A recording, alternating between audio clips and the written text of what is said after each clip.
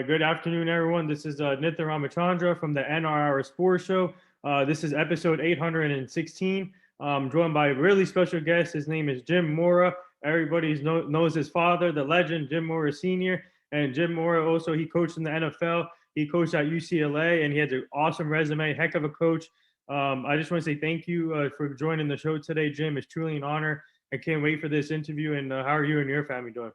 Well, I'm great. 800 plus episodes. That's pretty amazing. The honor is mine, man. I appreciate you having me on. Yeah, no problem. Actually, I had Coach Corey Close on the show too a couple months back, and obviously you know her from UCLA. So she's a great coach. She's created an amazing culture there at UCLA and a lot of success, and she's just really committed. She's great. She's a really good friend of mine, actually. Yeah. So I want to start off with your childhood growing up, and when did you get interested in getting into the sports? And did you play any sports growing up? And where do you say that your father was your role model growing up? Well, I played everything growing up. I mean, I was a sports junkie, and I was, always hanging around the teams that my dad coached. I played football, I played basketball, I played baseball, I ran track. If there was a ball to pick up and either throw, catch, or hit, I was going to do it. My dad got me playing golf and tennis and all those things. And so it's kind of always been my life. And it's what I wanted to do. When I got out of college, I went to the University of Washington, where I played football for the legendary coach and Hall of Famer, Don James. And we had really good teams and we were very successful. But when I got out of college, I had a couple of avenues I could have gone. I could have got into some business things. I was accepted into USC at the time. They had a master's in sports administration, but I was fortunate enough to get a job right out of college with the San Diego Chargers. So I went that path. So really my whole life's been about one thing, and that's kind of football. So I'm pretty blessed. Yeah, obviously your playing career, you were a defensive back and a linebacker. So take me back to that process, and you played at Washington, right? Football. And what was it like? Did you ever think that you could make it to the NFL as a player? No, I really didn't. I never had those dreams or aspirations, and I think it's because I was realistic about my ability and where I was going to top out. I was fortunate to play for some really good teams at University of Washington. Played in 2 Rose Bowls. We were ranked number 1 at some point in every year I was there, and then of course the year I left, and they won. I think we claim we won the national championship. BYU thinks they did, but we beat Oklahoma in the Orange Bowl. But I didn't really have professional aspirations. I just wasn't fast enough. I could think it through and know where I was supposed to be and know what was going to happen and analyze. But when it came to the athletic ability and the speed to get there to make a play, I just was a little bit short on talent. But I was always intrigued by coaching. I was fortunate growing up to be around some just legends, Dick Vermeil, John Ralston, Eddie Crowder, my dad, Steve Mariucci, Mike Holmgren. Bill Walsh was a huge influence on my life. And so, that was when it came to the point in time where I had to decide whether I was going to go into business or, get into coaching. It was pretty easy decision for me. I wanted to go coach. I wanted to have an effect on players. I wanted to, compete at the highest level. I wanted to, feel that energy and test myself against the best. You have an interesting story because you went in a different route. Now in this generation, most coaches coach college football first before going to the NFL, but you went straight to the NFL. So take me back to the opportunity when the Chargers called you and they gave you the opportunity to coach for that team, and it's a great franchise in my opinion. Yeah, I was really lucky. So, this is in the days before computers and cell phones and all that. And when I was getting ready to graduate from University of Washington, I think there was only 28 NFL teams at the time. And I wrote almost every single one of them. I wrote all the general managers and expressed my interest in, joining their team in some capacity, sent them my resume. Of course, I got rejection letters from all of them. So I wrote them all back and said, keep my resume on file. If something comes up, give me a call. Now, remember, this is typing. This is not word processing. So I had to actually type out every single letter. And, I'd make a mistake. I'd use the whiteout and stuff. And you probably didn't know about that. You're so young. But I sent all those and I said, I'm going to write the head coaches. So I wrote all the head coaches. And one Friday afternoon, we were up in Seattle and I was playing catch out in the front yard with Hugh, who ended up playing for about 10 or 12 years in the NFL. A guy named Mark Pattison, a close friend who played for about 5 years in the NFL. And the phone rang and Hugh goes in and he answers it and he comes out and he goes, hey, Jim, he goes, Johnny Sanders is on the phone. I go, Johnny Sanders? He goes, yeah, from the Chargers. So I go in and it was Johnny Sanders, who at the time was the general manager. Don Coryell was the head coach. And Johnny had coached my dad in the CIF All-State game when my dad was a senior at University High School in LA. And he said, hey, listen, we want to bring you down. And I said, I thought it was a joke. He said, no, call me Monday. So Monday, I found a payphone on the University of Washington campus. Once again, there were no cell phones back then.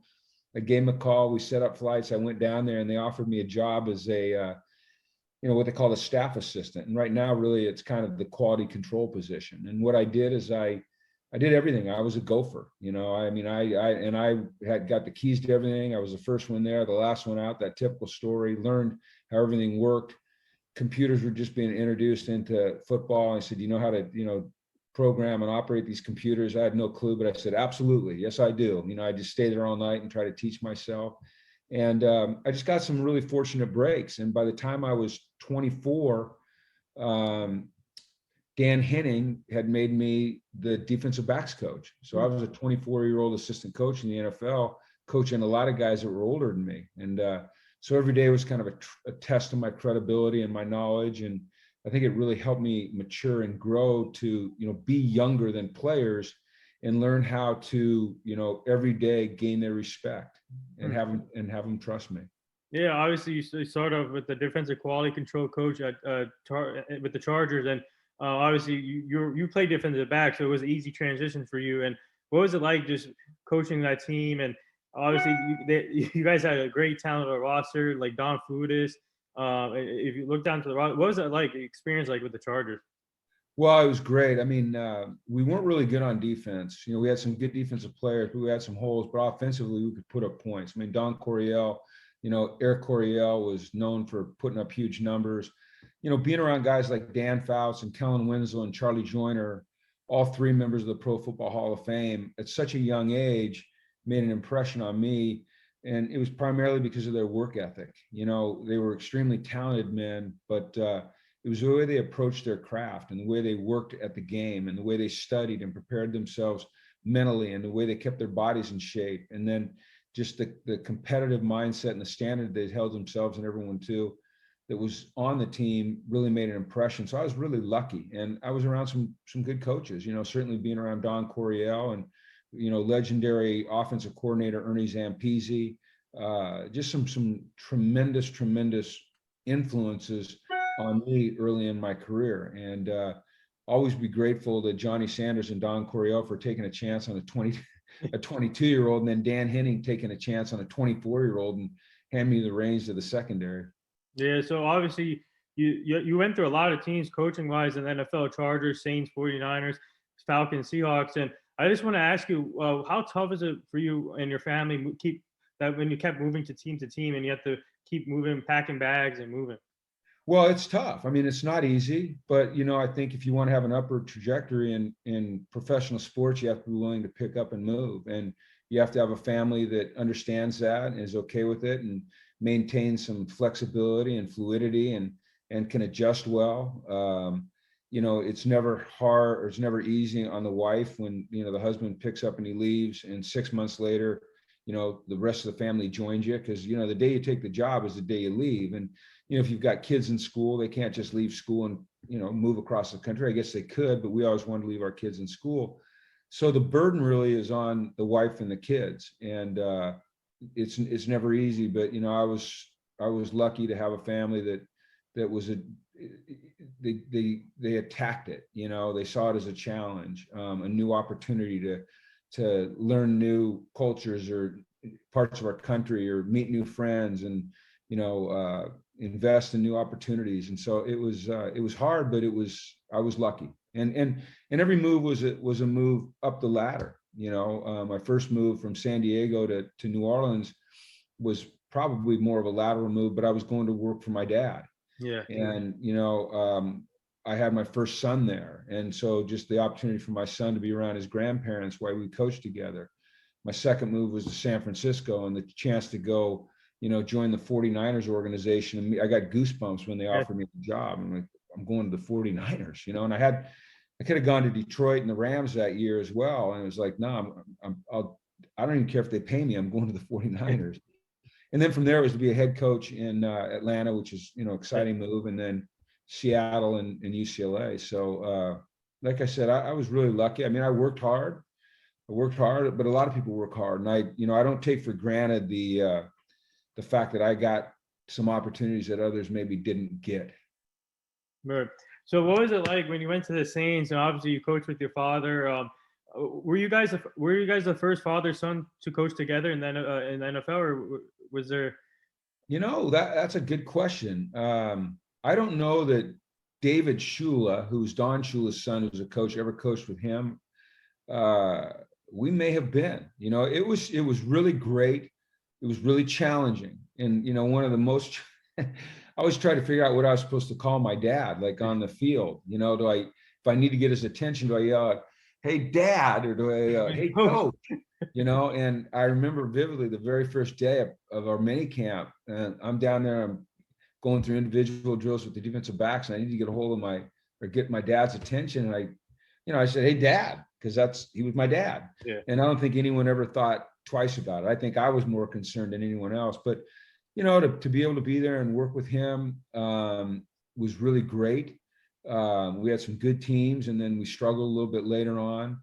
But it was a unique opportunity, and I have a lot of respect for my dad, both obviously as a father and a man, but even more so, or not more so, but equally as a coach. Just the things that he taught me about discipline and accountability and toughness and attention to detail and work ethic and having integrity in what you do and telling, being able to have hard discussions with people and treat people right around the building.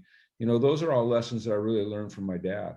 Yeah. So how I got to ask you this, what the obviously now transition from the Saints to the 49ers. You guys had a great roster there. Terrell Owens was on that team, Jerry Rice. Man, what was it like coaching that team? Well, it was humbling, and it was challenging. And I'm walking into a defensive back room with Rod Woodson, who's one of the greatest ever, and Merton Hanks and Tim McDonald and God dang, a bunch of great ones. I mean, in my career, I think I've coached or worked with like 30 members of the Pro Football Hall of Fame. So I've been around some great ones, but never an accumulation like we had in San Francisco. And what was really fun for me to watch was the level of peer-to-peer accountability that those guys enforced on each other. And it was never in a derogatory or demeaning manner, but they always were challenging each other to be better. And we called it the 49er standard, and we operated at a different standard, we believe, than anybody else did when it came to the way we prepared, our attention to detail, our work ethic, the way we treated each other, the way we traveled, the way we ate, the way we met, the way we wore our uniforms. I mean, your shirts were tucked in. Yeah. Bill Walsh say your shirts are tucked in, and that's just the way we did it. And whether other teams did that or not, I don't know. We didn't care. That was the way we did things. And so once again, just another stop along the way that just taught me great lessons. People always ask me, well, what head coaches or what coaches influenced you? And I tell people, it was the players that influenced me. It was the players that gave me a lot of perspective. When I was a young kid and I was around Ronnie Lott or Dan Fouts or Kellen or Charlie Joyner or Ed White, who was an offensive lineman, or Billy Ray Smith, who was a linebacker. And then, in New Orleans, some of the great ones. And then San Francisco, Jerry and Steve Young and T.O. and Ken Norton and Bryant Young and Dana Stubblefield and Kevin Green and Chris Dolman and Merton Hanks and Rod Woodson. I mean, you go, okay, what makes these guys special? They've all got ability, Right. But for some reason, they rise above just the average player in the NFL. And it was the standard that they held themselves to. And it was a standard they held other people around them to. It was their ability to never give in, to never compromise that standard, to every day come to work and do the best they could. Like Jerry Rice never cheated himself. Not one day ever did Jerry ever cheat himself. What meant he never cheated the team. You know, you've probably heard stories about what a great worker he was. It's absolute fact. Matter of fact, the last week that I was in San Francisco and we all knew that that was probably going to be Jerry's last game, Right. I went in at the end of the week and I got the film. I still have it because I wanted to be able to show people, you know, that I coached later on in my career when we talked about, you know, how a great one, you know, arguably the greatest receiver in the history of the NFL. And I'm not going to argue with it because I think he is. Yeah. But I wanted to be able to show him how he worked, how he never took a play off. And it just made a huge impact on me. And the film is in your house? Oh, I have it. Yeah, I have it right out here. Yeah. Oh, nice. Absolutely. Yeah. So before we get to your Falcons opportunity, I just want to I think this is an important question. And for you being a defensive backs coach throughout your career, how tough is it? How tough was the transition for you to becoming a head coach? Because head coach, you got to take full responsibility for everything. But when you're a secondary coach or something, that's you focus on one position. But for you, what was the transition like from one responsibility to multiple responsibilities? Well, I'd been a coordinator, so you know you're dealing with an entire unit. I'd been around some great head coaches and had tried to learn from those guys on how to handle a team. For me, it was just always about, you know, standing in front of the team and trying to be honest. Yeah. Trying to never, you know, try to mislead them and build trust, you know. And I think no matter what, if they trust you, you know, they're going to follow you. And trusting, I think a lot of times means they have to understand that you have their best interest in mind, that it's not your ego that is in charge, but it's a team ego that you're trying to cultivate. And so it wasn't that big of a deal for me in terms of the football part. You know, I think some of the things that you have to do off the football field, dealing with the media every single day, managing some of the situations that may arise, you know, on the team or in the organization that demand your attention, that was a little different. But I always relished that opportunity to be involved in offense, defense, and special teams. And I made sure I split my time as equally as I could between all three phases of the game. So now getting to your Falcons opportunity, how did that come about? And what was the feeling like when you now you have the chance to fulfill your dream as a head coach and what your father did too? Well, you know, the year that Steve Mariucci left the 49ers, I'd interviewed for that job, and I think I'd come close to getting it. And Dennis Erickson became the coach. And then a year later, the Falcons job was open and the Bears job was open. I had a chance at both and decided that I wanted to go to Atlanta. I liked the city, loved the city, actually. I loved Arthur Blank, the owner, Rich McKay, the general manager, Ray Anderson, who's our president at the time, who's at Arizona State now. I loved, you know, those guys, just had a great feeling around them. And then, you know, having a talented player like Michael Vick on the roster, you know, I said, hey, you need to have a quarterback and a quarterback that can do some things. I'd watched some film. I felt like maybe, you know, they'd been through some turmoil and some coaching changes. And sometimes when that happens, there's a little bit of a level of underachievement. And I kind of felt like we could go in there and have a pretty significant impact pretty quickly. And we did. But I was just fortunate to go to a great organization with a great owner like Arthur Blank, who, you know, he treats people the right way. He'll support you in every way he can. And he's a compassionate man. Yeah. Speaking of, not only you coached Michael Vick, you coached Eric Dickerson, Warwick Dunn, DeAngelo Hall. You had Matt Schaub on the team. That we interviewed Matt Schaub on the show too. He was awesome to talk to. What a great guy and a great quarterback. And what was it like going? So when you got the opportunity and when you had your press conference, everything, and now you're going into the season, and when you guys have to come up with the plays and all, and what was it like just coming up with the plays with Michael Vick and coming up with some secret plays or whatever you guys did? Well, Greg Knapp was our offensive coordinator, and we had an offensive line coach named Alex Gibbs, who was tremendous. And, you know, one of the best I've ever been around for sure. Probably one of the best that ever coached the position. And, our whole concept on offense was, we've got work done, like you said, and TJ Duckett, great athletes. And, in terms of the run game, we wanted to create conflict for the linebackers and the defensive line and the secondary. And, if you got a great athlete going this way and a great athlete going that way, which one has the ball? Right. You want to try to make them figure that out. So, every play, not every play, but most of our run plays had an option for Mike to tuck it and go if he felt like they were closing down the backside. We led the league in rushing 3 years in a row, and we weren't bad throwing the ball either. And, so often we'd call a pass and Mike would drop back and, things would open up and he'd take off and run and just, be a creator. So, it's not like you had to alter things or create crazy plays for a guy like Mike Vick, because he was so creative on his own. He could turn a basic play into something magical just because of his speed, athleticism, and his creativity on the move. So now, obviously when you left the Falcons, you went to the Seahawks. What was that experience like? You coached up Nate Burleson, Matt Hasselbeck. You had Sean Alexander. Throughout your coaching career, you had a lot of great players around you. So, what was the Seattle experience like? Well, it was probably good. I left Atlanta. I didn't want to leave Atlanta. They asked me to leave Atlanta. I said some really stupid things on the radio and didn't understand the impact that they'd have.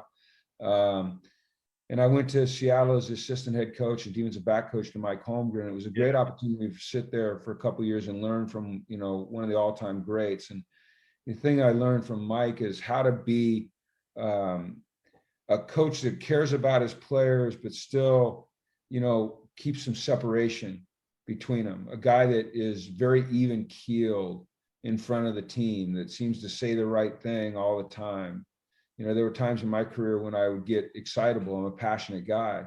And so is Mike, but he did a good job of controlling it. So it's really good to learn from him. And then I took over as the head coach. Yeah. It was probably not a good thing for me to do. I had another opportunity. I had an opportunity with the Washington Redskins and a couple other teams. And looking back, I think it was a mistake not to have left Seattle and gone somewhere fresh to be the head coach. When you're an assistant coach, you're perceived by the players in a certain way. And then when you try to transition to the head coach, at least for me, it wasn't easy. It just wasn't easy, because I don't know that you can still be your authentic self, but the players see you in a different role, and they look at you a little bit differently. They're maybe not as open with you as they are with you when you're a position coach, where you have a really close, intimate relationship with them in a room with, 8 to 10 guys. So it was difficult. It was a hard year, but once again, being around a guy like Matt Hasselbeck, or as you said, Nate Burleson, or, working with, Paul Allen, and working with Tim Ruskell, who's a general manager, and, every opportunity, whether they're good or bad, in my opinion, are opportunities to learn and get better. And that's just what I've tried to do. You're going to like this. We also had Nate Burleson on the show last year. We had Walter Jones also on the show. He was a stud. So what was it like, especially Walter Jones, a Hall of Famer, obviously, what was it like seeing him going about his business on the field every day, trying to protect the quarterback? Well, he made it look so effortless, in practice. And the way we practice, not a lot of contact, in the NFL. And I think one of the things Mike Holm did a great job is get out in front of all the injury issues. And, we didn't have, like, when I say physical practice, I'm talking about a lot of contact. We had physical practices. We worked hard, and guys ran hard, and they pushed themselves, but we didn't have a lot of banging on each other. And so, Walter just made everything look so effortless. And, and during games, it's just same thing. He was such a great athlete, so big, so physical, so long arm. I think Matt always felt like, his backside was covered. It was very rare that Walter was even going to give up a pressure, let alone a sack. He just was that good. And that's one of the reasons he's in the Hall of Fame and recognized as one of the greatest ever. But just to watch a guy like that operate, a quiet guy, serious about his work, good family man. He did the things that he had to do to be great, and he did them on a consistent basis. Some of the guys that touch greatness but don't achieve greatness have an inconsistency to the way they approach their craft. And guys like Walter and the other Hall of Famers I've been around, man, they're steady as it goes. Every day is the most important day to them in terms of their ability to get better. Yeah, so this is a two-part question. What did you think that you could have stayed in the NFL throughout your career as a coach, and how did the UCLA job come about? Yeah, I had opportunities after I left Seattle to stay in the NFL. But quite frankly, I felt like my family had moved enough and I didn't want to move them from Seattle. You know, I grew up in Seattle.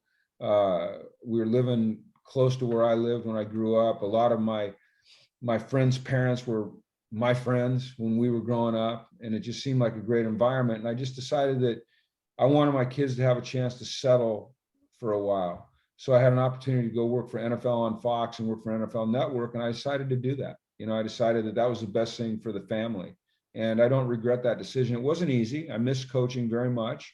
I missed the competition. I missed the strategizing. I missed game planning. I missed the players a lot. I certainly missed game day and the decision making and the intensity and emotion of it. But it was the right decision for the family, and I'll never regret that decision. Yeah, so now heading into UCLA coaching experience, and what is it like going through the recruiting process? And obviously, sometimes it's tough on coaches. Coaches always say, "I don't like this recruiting," but for you, what did you like about it, recruiting these young players from high school to come to your school? Well, it was all new to me, really, you know, and I'd done some research as I was getting ready for, you know, my interviews with UCLA, but I was learning on the fly. And I remember the very first day that I took over at UCLA, and I had to pass a recruiting test, which I did, thank goodness. You know, I mean, I studied like crazy for it, did the press conference, went upstairs, and a guy named Pat Girardi and a guy named Matt Bernstein, who are personnel guys, they handed me a cell phone. And they kept dialing numbers, and we started on the East Coast and we worked our way west, and we called, you know, all the prospects that we were recruiting. And I was hitting it on the fly, and they would be on a whiteboard and they'd be writing up facts about the players. You know, here, this is who you're talking to, this position, you know, he likes this. And I would just try to flow with it and start to build a relationship with these players. And, you know, unlike maybe some coaches, and I think that if you're going to be successful in college, you know, you have to love to recruit. And I think the successful coaches do love to recruit. And I did too, because I like the relationship building. I like meeting the parents. I like knowing I was going to be a part of their life, hopefully for the rest of their lives. You know, I still have great relationships with a lot of the parents, and certainly, you know, most of my players, I'm in contact with several of them on a daily basis. So obviously, I want to get to two players that you coached at UCLA: Anthony Barr, Eric Kendricks. What was it like coaching those two defensive monsters? And they also got to play together in Minnesota. Yeah, so Anthony Barr is a great story. Anthony was an H-back, an offensive player when I got there, and he'd been a great player at Loyola High School of Los Angeles here, and he's big and he's fast and he's physical and he's athletic and he's as smart as a whip and understood the game and just had just this, or has this amazing personality and way about him. And we're trying to figure out a way to get him on the field, and we weren't going to use a tight end H-back on offense much, but we were going to be a 3-4 team on defense. And I looked at this guy and I go, okay, that guy looks like Pat Swilling, who played at the Saints for us, a Pro Bowler. So that's a 3-4 outside linebacker. And I, you know, as I recall, and Anthony might recall it differently, everyone has their own recollection of how things, you know, went down. We had a meeting, and I'm not sure if I called it or he had it, or he called it, but we had the same thing in mind. And I wanted him to move to outside linebacker. And fortunately, he wanted to move to outside linebacker. So we moved him there, and it was evident immediately that he was going to be an impact player, and he was. I mean, he was a top 10 draft pick. I mean, he could rush the passer. He could drop into coverage. He could handle anything you asked him to handle from an assignment standpoint. And we asked a lot of him. And, you know, and that's not easy when things are going fast, man. It's, you know, you better be able to really think quickly and react. And he just has that uncanny ability that not a lot of players have, to just, the game slows down for him, and he can read and react and decipher. And then Eric, you know, won the Buckus Award. I mean, the same kind of guy as Eric, you know, like committed, team first, very intelligent, loved to study the game, tremendous leader. Everyone on the team looked up to him, did the right things all the time, still does. That's why he's a great NFL player. And he was a tackling machine. I mean, but like his level of awareness was amazing. We were playing USC my first year there, and he was not on the punt rush team. But he always paid attention in meetings, always, whether he was on a team or not, on a punt team or punt return. So on the punt return team, we were down a guy, we were missing a guy, and EK sees that, and he runs on the field, lines up, knows the assignment of his position, goes in and gets a block or a tip punt. And it just was like, this guy's special, because a lot of guys, if they're not involved in one aspect of the game, they may turn their brain off and start thinking about something else or focus on what they, defensive strategies. And EK was always a sieve. He was open to everything. And you see that in the way he plays now, his ability to key and diagnose and react. It's both he and AB. It's really unique. It's really special. They're just amazing people. Yeah. And this is another two-part question here for you. And obviously, Jeff Locke, a quarterback that you coached, and I really thought he was capable of being an NFL quarterback. He had a lot of great. He was talented, obviously, in college. I don't know why it never panned out for him, because he can throw the ball. He's really good. How come he had a short-lived NFL career? And also, what's it like now transitioning to the analyst world and covering the game from a different aspect? Well, Jeff Locke was actually our punter. Oh, are you talking about Brett Hundley, maybe? Oh, Brett Hundley. My bad. Yeah, well, Brett's still in the league. Yeah, he's a backup. Was a great player at UCLA. I mean, he did it all. Very first play of his career, he ran 78 yards for a touchdown against Rice. The very first play of his very first start was a 78-yard touchdown. He went, okay, this guy's going to be special. But to make it at the NFL level, it's different. I mean, it's a different beast. I mean, it's everybody's the very best there is. And Brett's still in the league. He's a backup when he goes in. He's successful. He does a great job. But, I think so much of it is timing, being in the right place at the right time with the right coach in the right situation. And I think he's found that to a certain extent, but it wouldn't surprise me at all if Brett, one day becomes, a starter. I think he can play forever if he wants, and becomes a guy like Fitzpatrick that just kind of stays around. All of a sudden, people need him, people want him, because he's a guy that, once again, he understands the game. He works hard. He loves it. So college was great for me. I loved college football because I loved being around the players. So many of them are not going to go on and play in the NFL, and you're kind of responsible for helping them find their path through life. You're taking the baton from their parents, and I like that. The analyst role is fun. You get to see a lot of football. It's exciting when it's happening, and then as soon as the game ends, there's kind of a letdown. I worked with Dick Stockton, one of the legends, for a long time, and I remember him telling me after game, he goes, "Jimmy, you never lose a game." And I went, "Dick, you never win one either." And I was like, God, so I'm not going to sit here and lie to you and tell you that every day I don't miss, being in that environment, because I do. But I'm very fortunate to have stepped into something that I do enjoy. And I take it as an opportunity to try to teach people about the game of football, at least from my perspective. And there are a lot of people out there say, well, you don't know a whole lot about football. You got fired. But I think, just through years of experience, I've learned enough that I can hopefully, present the game in a way that people can understand what I'm saying, and maybe just glean a little knowledge that they didn't have. So when they go to work on Monday, hopefully as this world opens up, in a conversation with a colleague, they can say, well, did you notice this? Right. I saw this on film. And, in the back of their head, they say, well, maybe that Mora guy did know something. Yeah. So now looking back at your career, and obviously how grateful are you to be in this position, to be able to follow your father's footsteps, to be a coach, to coach with him in the NFL, and have one NFC South, one Pac-12 South division, and be coach with legendary coaches, legendary players too. How grateful are you to be in this position?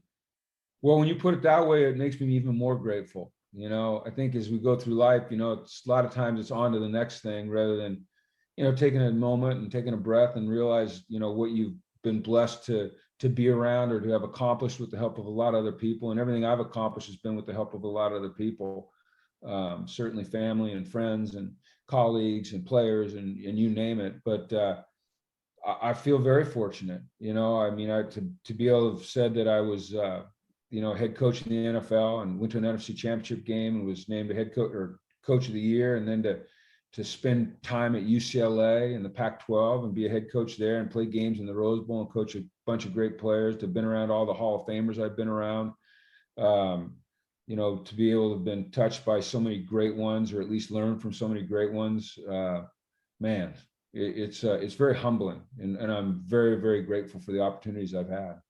Yeah. So what advice would you give to these young athletes or young kids that are trying to get to their goals, and especially the players that just got drafted this year?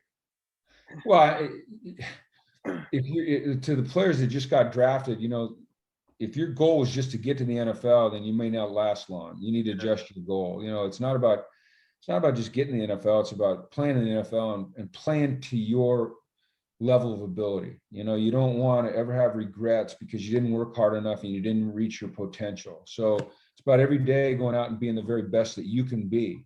I don't think you need to worry about being the best. Just be the best you can be every day, and I think that leads to something. It's about the process of setting a goal, and then coming up with a plan that leads you to that goal, and then following that goal with discipline. Look, the saying, you're not always going to be motivated. Motivation is going to run out, but if you're disciplined and you create a daily discipline in your life that keeps you on the path towards reaching your goals, then you will be successful.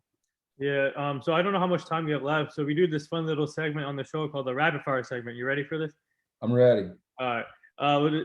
So the first one here, how many times have you watched your father's press conference, the one when he was in Indianapolis? Probably 10 times. I watched it 2 weeks ago with some people that had never seen it. They laughed their heads off. Yeah. That's my favorite one. Yeah. Most memorable game that you coached in college and NFL? In college, it was the 2012 game versus USC when we beat them. UCLA hadn't beat them for 9 years, and I didn't know how important it was to our seniors and our fans until we walked out the field as victors, and it was that was special. In the NFL, I'm going to say that it was. I've had some great ones. I'm going to give you a win. It was the divisional playoff game against the Rams when I was in Atlanta, where we crushed them. But probably the most memorable one I have is when they opened the Superdome and I was a head coach of the Falcons, and we had to go down there and play the Saints, and Gleason blocked the punt and we lost. But the fact my dad had been in Atlanta for 11 years kind of gave me some perspective on what that city had gone through. And some mixed emotions. You never want to lose, but losing to the Saints on that night, maybe you can justify it a little bit, because I felt the empathy for those people, and I knew how important that night was to them. I know that you're in the analyst role right now, but if the right opportunity presents for yourself, would you consider coming back to coaching? Yeah, I miss it. I would love to coach again. I'd love to get that opportunity. I think I have a lot to give to the game, and it's not about what I'm going to get. It's about what I can give. And, I think that's important to state. I don't want to go back to coach just because it gives me something to do. I want to go back to coach because I just feel like I have a whole bucket of stuff that I still want to unload and give to somebody else. And so I'm excited and hopeful that opportunity comes. Would you be interested in going into it like a what do you call it, assistant coach first, or right to head coach again? Well, I'd prefer to be a head coach in college. Okay. But I love the environment of coaching and being in the NFL or college and being around the players and competing. And so I'm open to anything, really. So which quarterback now that you watch reminds you of Michael Vick a little bit? Lamar Jackson. I mean, he's so dynamic. I think he's an underrated passer. I thought Mike was an underrated passer. I think this guy does things with his athletic ability that are just so special, whether it's throwing the ball or running the ball. He can take a broken play and make it into a really special play. I have a ton of respect for the way he plays the game and the toughness that he shows every single day that he's out on that field. So if I'm a big Dallas Cowboy fan, what are your thoughts on Dak Prescott? And there's a guy that we drafted at UCLA this year. I can't pronounce his name, but I think you coached him. Osa Odigizua. Yeah. Well, first, Dak, I'm a big Dak Prescott fan. I love his demeanor. I think he's calm, cool, he's collected, he's competitive, he's big, he's tough. I think he's gonna come back from his injury in a big time way. I think he's a winner, and I think he always presents himself with a lot of class and integrity. I'm just a big fan of his. I think he's a winner. I think winner on the field. I think he's a winner off the field. Oso Digizua was a heck of a pick for the Cowboys. I'm not sure he's going to have a million sacks, but he's going to make a ton of plays inside, and he's going to free things up for those linebackers. He's as tough as they get. He was a great wrestler in high school, got a great attitude. Man, he's going to give the Dallas Cowboys everything he's got on every single day. And I think he'll be around for a long, long time. So what's it like now as an analyst, seeing fans back in the stadiums and finally seeing some normalcy in sports? Well, it's great. I mean, that's what we want. There's nothing like being down on the field and having, a full stadium, whether they're for you or against you, feeling that passion, that emotion. I think it was something that we missed. We all missed it. It was an outlet. It was a chance to go express, our passions for a team or a player. And so I'm just happy that we're moving back towards, what we all considered normal. My only concern is that as fans that we respect the players that play the game. And, I think we've seen some incidents lately, especially in the NBA. And we haven't seen any in the last couple of weeks, but where there seemed to be a little bit of a disrespect for the player. And I think that, we have to continually learn to respect each other. And, having been on that field with those guys and seeing the sacrifices they're making, and sure, they're getting paid for it, but they're still human beings with feelings and families. We just have to make sure we do things the right way as fans. Yeah, so I know that we have Mike McCarthy right now, but what would it be like to be able to coach a franchise like Dallas if Jerry Jones calls you and say, we have an opening, would you be interested, Jim? Well, I think Mike's a great coach, and he hired Dan Quinn to be his defensive coordinator, which I think was a great move. And I've known Mike a long, long time, and I think he's going to have success. He reminds me of Mike Holmgren. He's cool under pressure. He's a great play caller. I don't think he's calling plays, but he's just a seasoned head coach, and he's going to have success in Dallas. I just hope they give him a chance and they give him the resources, which, knowing Jerry Jones, they will do that. And then that's one of the things I respect about Jerry is that he supports his people. He supports his people, and that's what you need. Like, he stuck with Jason Garrett for 10 years, and amazing. And before we get to the last two things, who do you have in the NBA Finals? Well, I tell you what, I don't necessarily have a favorite team. I have some favorite players, but if you pin me down and said, pick the team that you want to win it and give me the reason why, boy, I love Doc Rivers, but I competed against Quinn Snyder in high school. Ooh. He's from Mercer Island High, went to Interlake High, and his brother and my brother are good friends. Wow. So I might go that way, but boy, I love watching Devin Booker. I love watching Chris Paul. I mean, I just like the games. I like the Clippers because they're an LA team. There's not a team that I don't like. I don't care who wins as long as I like to watch those guys compete, man. And, now that LeBron and Steph are out, because those are kind of if they were playing, I'd be pulling for them. I'm a big LeBron fan. I'm a huge Steph fan. I think they do it the right way. That doesn't mean I agree with everything that LeBron always says, but man, I love to watch him compete. I think he's fearless. I think he's tough. I think he plays and lives with a lot of conviction. And then Steph he's magic, man. He's magic to watch. Yeah. So the last two things here before I let you go, our team is part of this foundation called the Hugh Jackson Foundation. He's a former NFL coach, and now he's an offensive coordinator at Tennessee State with Eddie George. And we're helping him out to prevent human trafficking and making sure the community is safe and the kids are safe. So I'll send you the page so you can go check it out. That'd be great. Yeah, I know Hugh competed against him, and I was really excited to see Eddie hire him. I think it's right up his alley because Hugh's a guy, man. He's passionate. He wears it on his sleeve, and I think he has a lot to give to those kids, and they're very fortunate he's going to be coaching. And then he's also going to be a really great, in his role, help Eddie, assimilate into that head coaching job. Yeah. And the last thing here, would you like to say anything to all the nurses, doctors, and essential workers right now? I'd like to say thank you.